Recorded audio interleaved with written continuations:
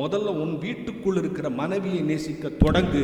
இந்த மண்ணை நேசிக்கிற குணம் தானாக வந்துவிடும் என்பதுதான் இந்த அவை உங்களுக்கு சொல்லுகிற மிகப்பெரிய செய்தி.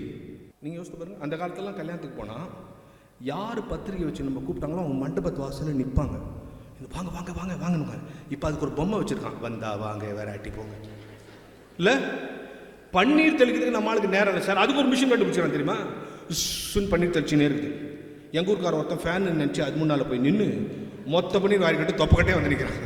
என்ன மாப்பிள்ளான்றான், ஃபேனு நினச்சி பண்ணினா எல்லா பன்னீரும் ஏன் மேலே அடிச்சுட்டு. சோறும் இப்போ கல்யாணத்தில் உட்கார வச்சு சோறு போடுறதில்ல. இல்லை அது பேர் என்ன? நீங்கள் சும்மா ஸ்டைலாக பஃபேன்றீங்க. தட்டை தூக்கின்னு சோறு வாங்கினா என்ன அர்த்தம்? நான் சொல்ல, அவர் தான் சொல்கிறார். சோறு அங்கே போடுறாங்க, போ குழம்பு இங்கே ஊற்ற எல்லாம் தட்டை தூக்கினே சுற்றினு. ராத்திரத்தில் எடுக்கிறதுனால ராப்பிச்சேன் வேணா வச்சுக்கலாம். உட்கார வச்சு சோறு போட்டால் இன்னொரு பிரச்சனை தெரியுமா? உட்காரும் போது பின்னால் 4 பேர் லைனில் நின்றுக்கிறான். நின்னால பரவாயில்ல சார், நின்றுட்டு இன்னொருத்தன் ஃபோன் பண்ணுறான், முடிச்சிட்டாரு முடிப்பாரு வா வான்றான். நம்ம எப்படி சாப்பிட்றது?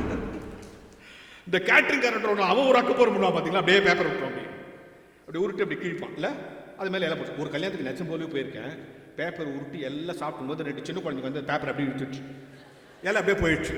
திருப்பி இழு அப்படியே இழுத்து சாப்பிட்டோம். எனக்கு இன்னி வரைக்கும் டவுட்டு, போன இலை தான் திருப்பி வந்துச்சா இல்லை போனது ஒன்று வந்தது ஒன்றா தெரியாது. தின்னுட்டு வந்தாச்சு. ஸோ ஒரு எது எப்படி ஒழுங்கின்படி இல்லாத வாழ்க்கையில் ஒழுக்கத்தை கொண்டு வந்து சேர்த்து